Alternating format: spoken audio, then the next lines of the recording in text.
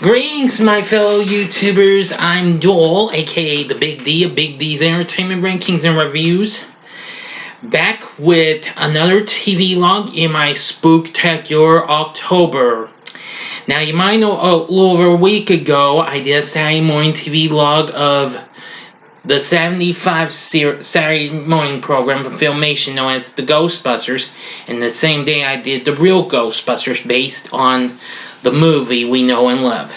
Now it's time to tackle what came once the real Ghostbusters came out, so brace yourself, cause here we go. Let's go Ghostbusters! Yes, that's right, I'm going to be talking about the Filmation Ghostbusters animated cartoon from 1986, which came out just shortly after the real Ghostbusters premiere. Now, I've got the complete series here on these two sets you see before you.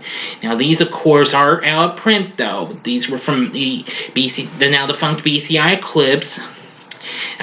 This came on during my last half hour in school, and I never caught it. I might have seen a little bit of it, but not a whole lot. But anyway, I had wanted to see a little more of this, and I actually ran a video cassette from the old Just for Kids label in 2000, and well, when BCI announced they would put this out, I knew I wanted this. After I collected He-Man, She-Ra, and well, other tunes that Filmation did, like Black Star and Space Sentinels, and the live-action Arc 2, I knew Ghostbusters would be the next big thing. So I'm going to show one set at a time as I go over this series. Now, Ghostbusters was the next to last series produced by Filmation Associates, studio that was pretty big for having success with shows including the Archies, Fat Albert, and then more recently, before this, He-Man and She-Ra. Anyway, now this is kind of a continuation after their 1975 Saturday morning show, The Ghostbusters. It focuses on the sons of the original Ghostbusters, who actually have their dad's same names, Jake Kong and A. Spencer. Teamed up with Tracy the Gorilla, who worked for their pops. They work from a different office, unlike their dad's base, because that's something I forgot to mention in my Saturday morning TV log of the Ghostbusters, because the original Ghostbusters took place in an old rundown office. Now in the Saturday morning series, and then this series they control from kind of a big haunted house. Well, it looks like a haunted house from the outside, but it's a pretty cool place inside. Ghost Command. And soon they would soon take over and become the new Ghostbusters. Anyway, now, like He-Man and She-Ra, they go through a transformation into their Ghostbuster uniforms. Well, just the humans do. And then soon they head down into their vehicle, the Ghost Buggy, or GB for short. Anyway, I think, which is one of the main great fun characters around Ghost Command. There's also other characters, including the Skelevision, which mostly gives out our morals at the end of the program. The Skelevator, which is much more different than the Skelevator we saw in the Groovy Ghoulies in the 70s. Much more different, but it's kind of comical and it sends into the transformation room.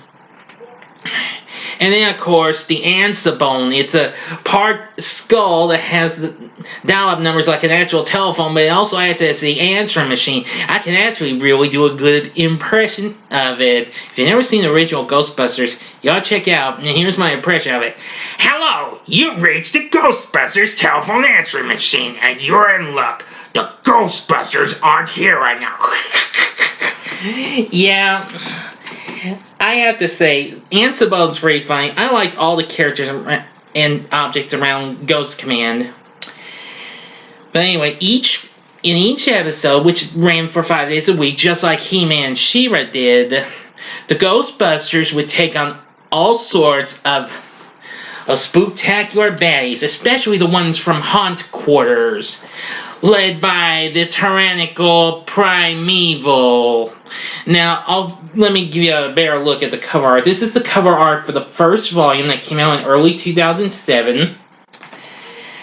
And, oops, sorry, the books came out, the little booklet jacket with the episodes. And here's volume 2 that came out in about late summer, early fall of 2007. So I'm actually glad to have all of these. They each come with episode booklets. Forgive me, everyone. And I'd follow along with them. Now, you actually see most of the good guys on these sets. Now, here's the ones for the first volume. On the first set, this is Jake Kong Jr., voiced by Pat Fraley, who, of course, was, well, soon to be voicing Krang in the original Teenage Mutant Ninja Turtles. And the following year after this, he would also be voicing the title character of Filmation's last series, Brave Star, which I'll talk about that some other time. Now, these are kind of I'm going to do these characters in no particular order. Now, on the first part of Volume 2 here is Eddie Spencer. Now, I would warn you, though, he's kind of a scaredy cat at times, but hey, we love him anyway. If you're a fan of this series, of course, if you got some love and respect for the show. Anyway, he's voiced by Peter Cullen, best known for voicing Optimus Prime in the original Transformers series. Well, he still does to this day, as well as other characters. He voiced Mario in the Donkey Kong cartoon on Saturday's Supercade. Plus lots of other tunes. Let's see, The Biscuits was one of them, and let's see. Oh, he did lots of cartoons. He's a great voice actor. Finally, is Tracy the gorilla. Yeah, he's pretty funny. Like this big guy, he's pretty funny. Anyway, it's really cool.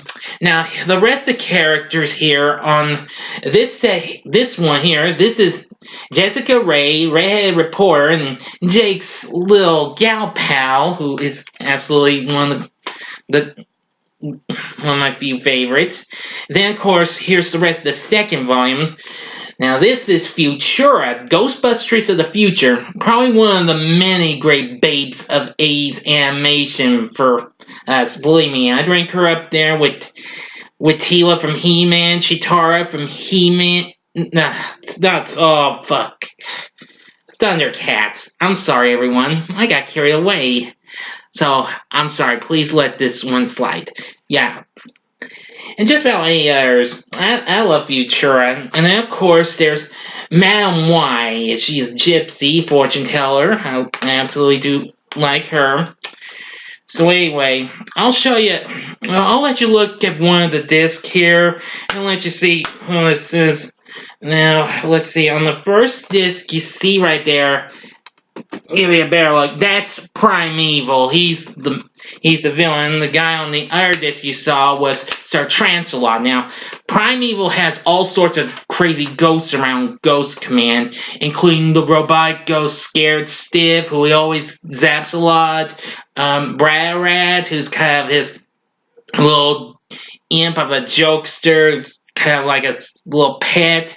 And let's see, Mysteria, Mistress of Mists.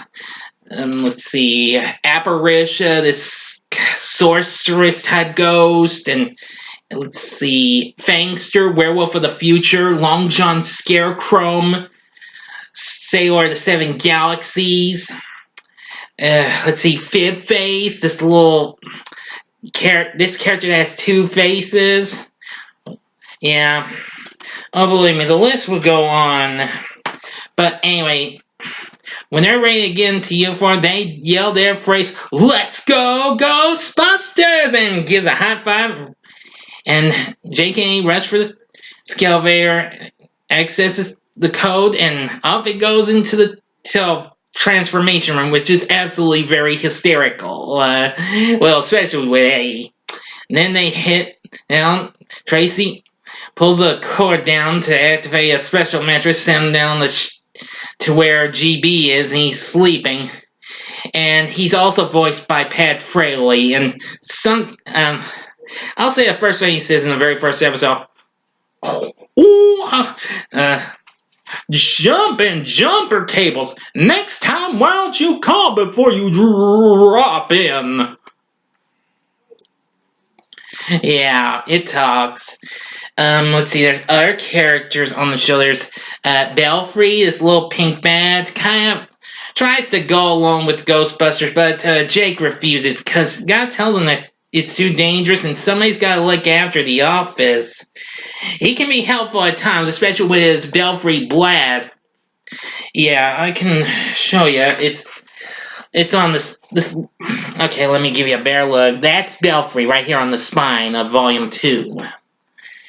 Anyway, the show ended after only one season and it never was shown again until 2000. It was either 2009 or 2010 when it got picked up by the Lucan Communications Network's Retro TV network, where it aired alongside its live action counterpart on some occasions. Sometimes they play this series, or they'll remove it for a little while and then put the live action counterpart up on there.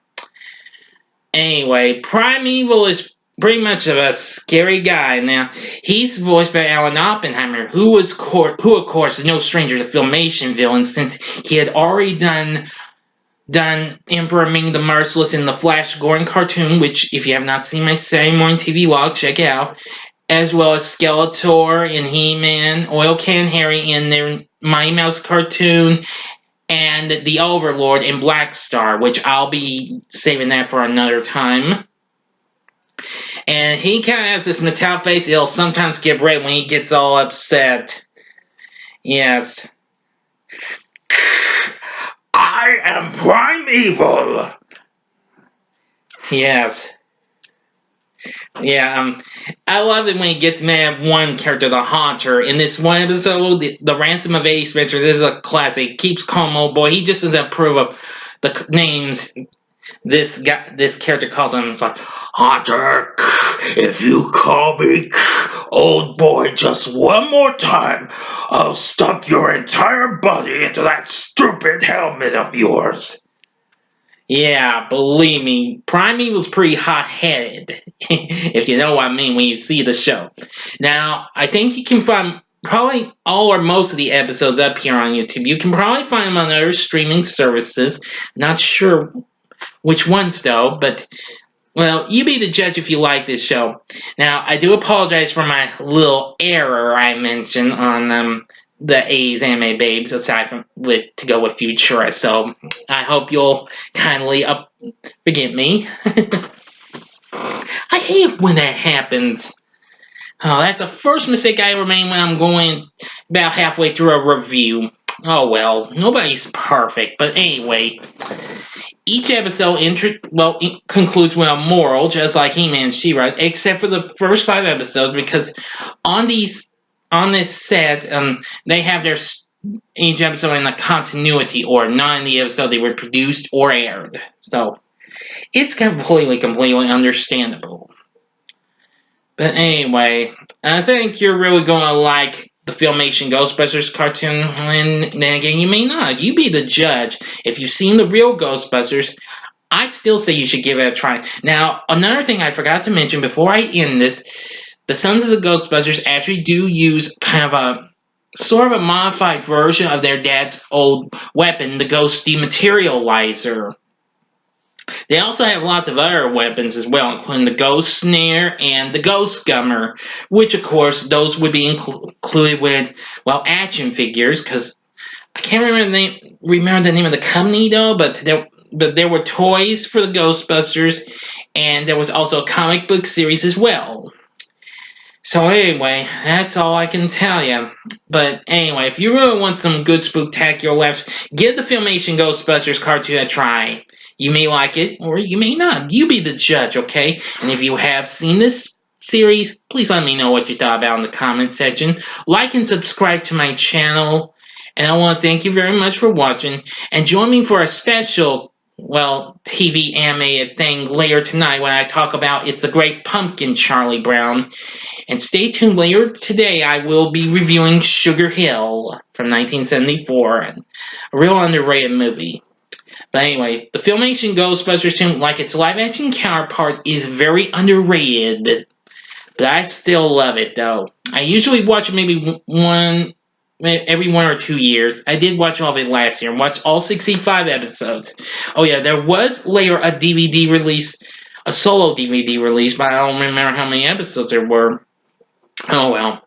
But anyway, thank you again for watching my Filmation's Ghostbusters TV log. Until next time, I'm the Big D saying, see ya.